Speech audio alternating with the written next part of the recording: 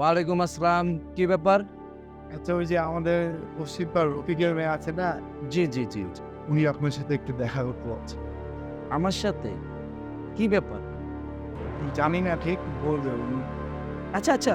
আরে ডাকো, ডাকো, ডাকো। হ্যাঁ, নিয়ে আসো, নিয়ে আসো। আরে কি বলো? রফিকের মেয়ে মানে আমার মেয়ে। ডাকো। আসসালামু আলাইকুম স্যার। ওয়ালাইকুম আসসালাম। মা বসো, বসো।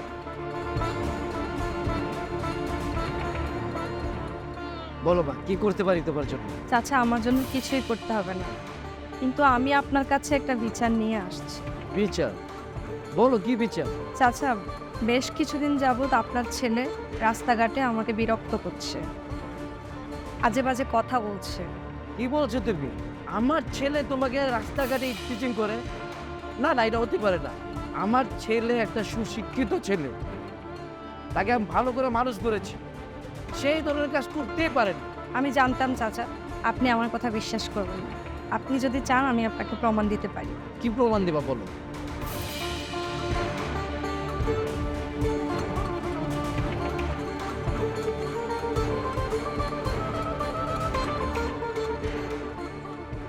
ঠিক আছে, তুমি যেটা বলছো আমি সেই কৌশলে রাজি আছি।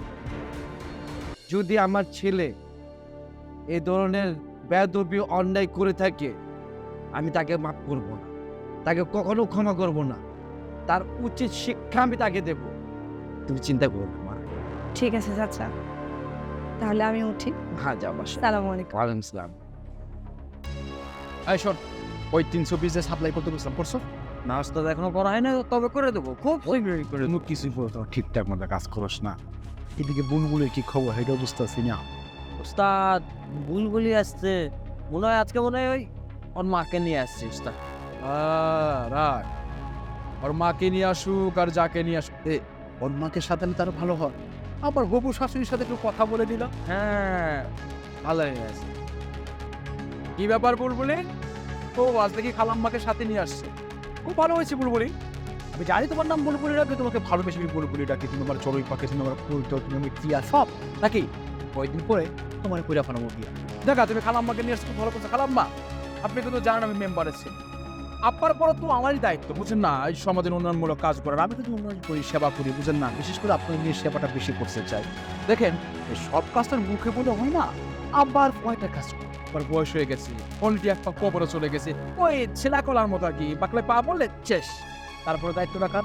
খালাম্মা কান আমার। আচ্ছা বুলবুলি, তুমি যদি আমার বউ তুমি সুখে থাকবে, 14 সুখে থাকবে। শোনো, এইসব কাহিনী মাইনে কোনো লাভ নাই। আচ্ছা খালাম্মা, আপনার মেয়ে না বুঝুক, আপনি তো বুঝেন, ওকে একটু চেম্বারে পাঠাবেন।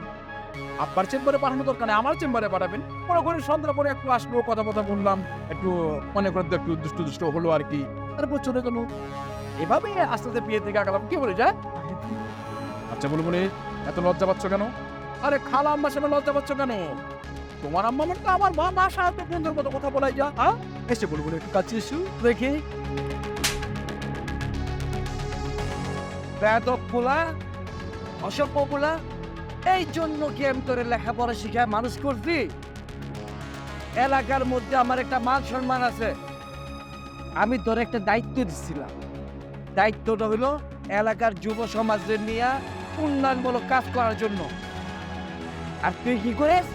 রাস্তাঘাটে দাঁড়ায় দাঁড়া এলাকার মেয়েদেরকে, গ্রামের মেয়েদেরকে তুই বিরক্ত করস, টিচিং করস।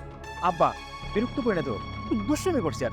আমার কথা তো দুষ্টুমি করছি, হ্যাঁ? এই জন্য তারা আমি লেখাপড়া করে মানুষ করছি। আব্বা, আব্বা মানে ভুল হয়ে গেছে আব্বা। ভুল হয়ে গেছে। এরপর থেকে যদি এই ধরনের ভুল করস, তাহলে মনে করবি তোর আমি তেজ্য পুত্র করবো। শুধু তেজ্য পুত্র না, তোর তেজ্য পুত্র করে পুলিশে দেব, আমি সমাজে বলে দেব যে আমার কোনো ছেলে নাই। আব্বা, আব্বা আমি তো আপনাকে চাপ, যান দে।